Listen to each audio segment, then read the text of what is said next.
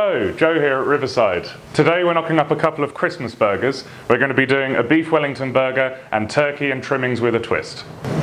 Now with all of this, you can choose how many elements you choose to prepare yourself. Today we're using a mixture of pre-prepared things and things that I have made in advance, especially with condiments.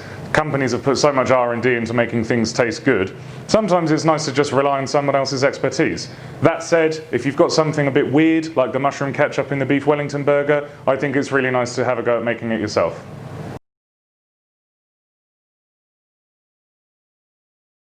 Now, beef Wellington is one of those flavours with which most people are familiar. It's a fillet of beef wrapped in Parma ham and mushroom duxelle, wilted spinach, and a crepe occasionally to stop the moisture getting into that lovely puff pastry on the outside. So how do you put those flavours into a burger? So what we've done is we've got a chuck and ribeye patty for a lovely punch of beefy flavour. I'm going to wilt some spinach down and put that in there. A disc of puff pastry just for that kind of crunch and flavour. Made a lovely mushroom ketchup which brings the flavour of mushroom as well as the sweet acidity that you get with ketchup. And I've also got some crisp Parma ham to put in there as well, just for that kind of bacon element in the burger. And all of that inside a Japanese milk bun. I've got everything prepared in advance, so the video will really be mainly kind of cooking of the burgers and assembly. But all of the recipes will be available in a blog post on the website, so be sure to check out the link down below. Just a quick word about buns in general, but also these buns specifically. So more generally, it's really important to toast your buns, particularly if you're making quite a big burger. It really retains the structural integrity of the bun. I'm sure we've all had buns fall to pieces on us when we've had burgers on untoasted buns. But it's important to note, you can toast them quite far in advance. The last thing you want is for everything else to be ready and you suddenly remember, oh, I've forgotten to toast my buns, and then it just puts everything out of kilter. So I actually just make it the first thing I do. It doesn't matter if they cool down, they stay nice and crispy, and then you just guarantee to have some structure to your burger. Now, a word about these specifically. It's a Hokkaido milk bread recipe following the Joshua Weissman video. It's such a good recipe for burgers. The texture of the bun is delicious. The flavour is unbelievable. There'll be a link in the description down below to go and check out that video, and I would urge you to try making your own buns next time you do burgers, because it really does make a huge difference. So we're going to cook a couple of things in advance. I've got the Parma ham here.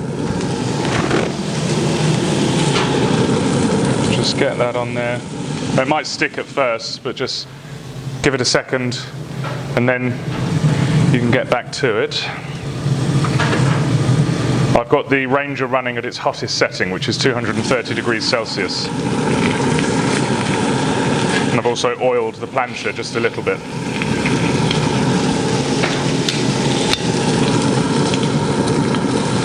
And these don't need very long at all. And the good thing is they stay pretty pliable, and then when you take them out and they hit the cold air, that's when they crisp up. And if you want, you can warm them through just before you serve, but they'll retain lovely flavour even when they cool down.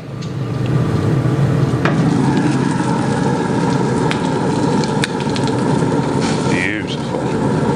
Another flip. All you want to make sure is that they're nice and browned, some of the fat renders out. We all know how melty that fat is even before you do anything like this to them, so it really just breaks down quickly. And you cook these to your preference. If you like it really crispy and dark, how I like my streaky bacon, then by all means do. But for me, they are done. Next up, we're going to just wilt our spinach, so same deal. We don't need much of this, but obviously it does reduce down quite substantially. And again, this is a pretty quick process. Just keep it moving.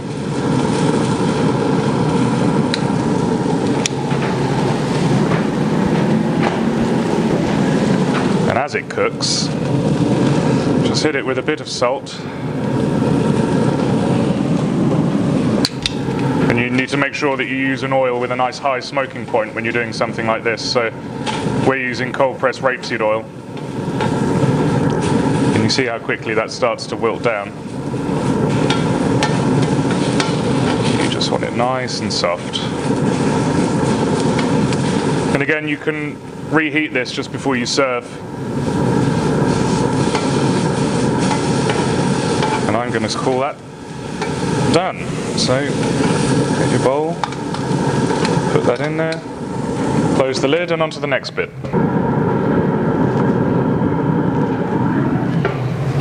So, onto the burgers. These patties are 150 grams each. I've salted the side that I'm going to put down first. Give them a nice spread. Now, a nice little trick is to put some greaseproof paper on the top before you smash. Try not to burn your fingers. And then you can just pull that off. Makes it a lot easier than trying to squidge your spatula burger press around, although sometimes the greaseproof paper can stick too. Shut the lid and let them go. So I'm going to flip these now. Before I do, just give them some salt on the unseasoned side.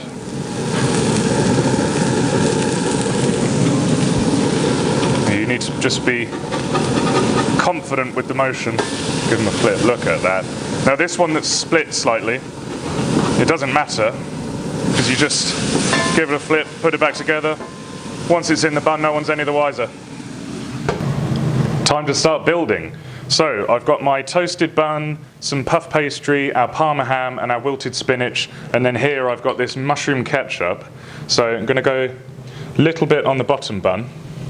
Now this is quite a strong flavour by itself, so you don't want to use too much, but obviously in the balance of the dish you do want to taste the mushroom and the sweetness and the acidity. So just a kind of healthy layer on the bottom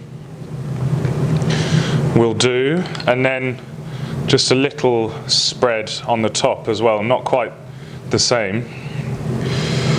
Move that to one side. Now our burgers are still cooking just behind me, they're looking good.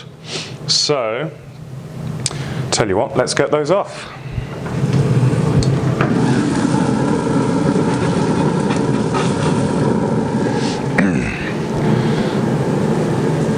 So put that one in there, shut the lid, and I just cooked up some circles of puff pastry here, so I'm going to kind of squash that down just a little bit.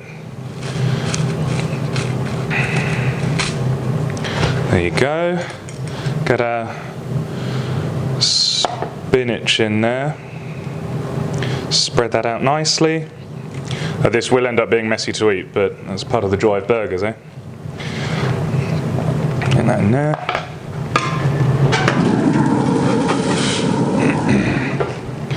And then our other burger patty on top.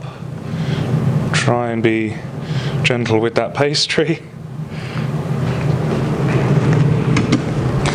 And then a couple of bits of our Parma ham, top bun on, and done. What a stack.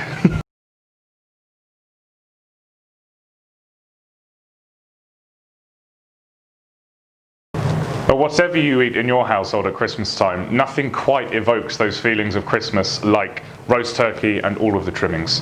Whatever your favourite bit is, I've tried to develop the recipe for this burger with as many different elements as possible. So, how do we achieve that? We've got a lovely breaded turkey escalope that we're going to fry in some beef dripping.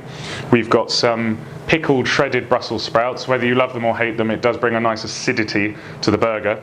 We've got a hell of a mayonnaise with some roast root vegetables running through it and some dehydrated roast potato and roast parsnip crumb mixed in just for that kind of that element of the roast flavour.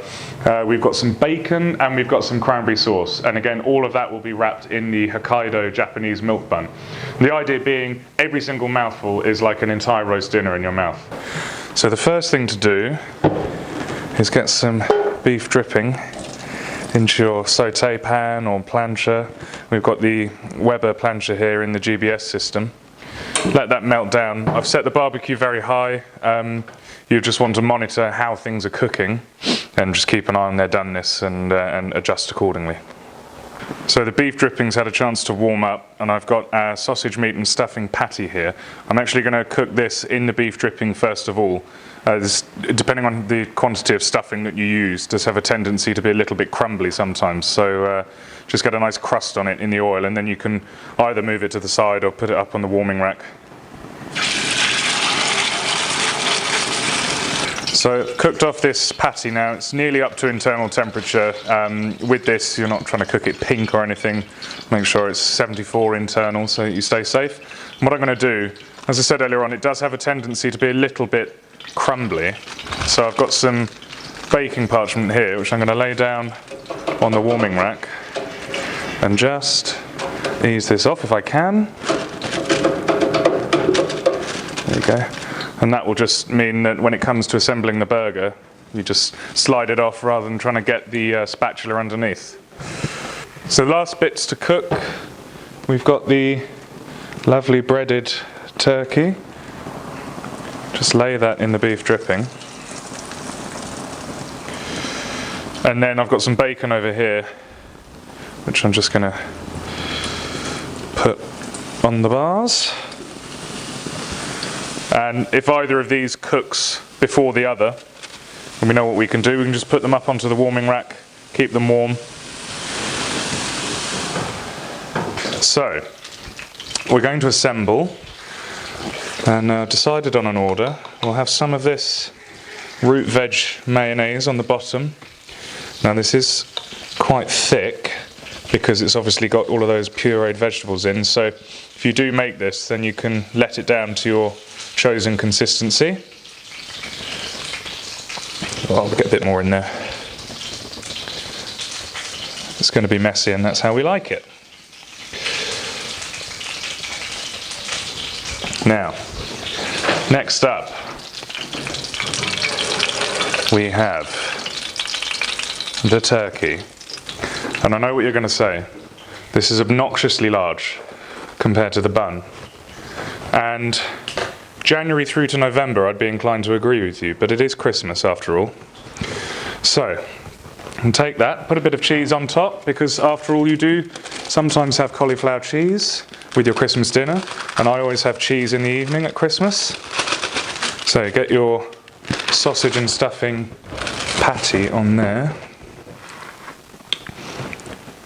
Bit more cheese. And we'll get some of our pickled sprouts.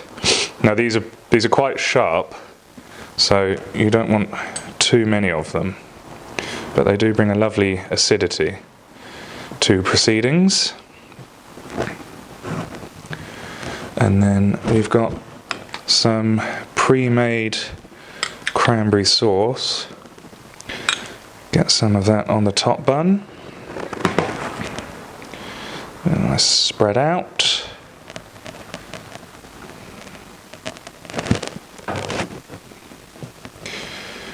And then before we do anything else, I've got some bacon to put on here. So, lovely rashers of streaky bacon. Get them crisscrossing. And then crown your burger. Give it a press down. Now realistically, if you were going to make that for anything other than Instagram, you'd probably make your escalope a little bit smaller, but I'm not too disappointed in that, I don't think. Well, I'm pretty happy with how both of those came out, and they certainly went down well in the shop with the staff when we took them indoors for tasting. Depending on how much you enjoy such things, making your own condiments, and especially so many of your own condiments, can maybe not be worth it for you. It's quite a lot of work. But hopefully it's given you some ideas, some jumping off points you can run with and then go and do your own things. Every piece of equipment that we use today is available on the website, the link for which will be in the description down below. And I'll write up all of the recipes or link to other people's recipes in a blog post on the Riverside website also. So make sure you read the description, links for everything in there, and hopefully you've enjoyed the video. See you again very soon.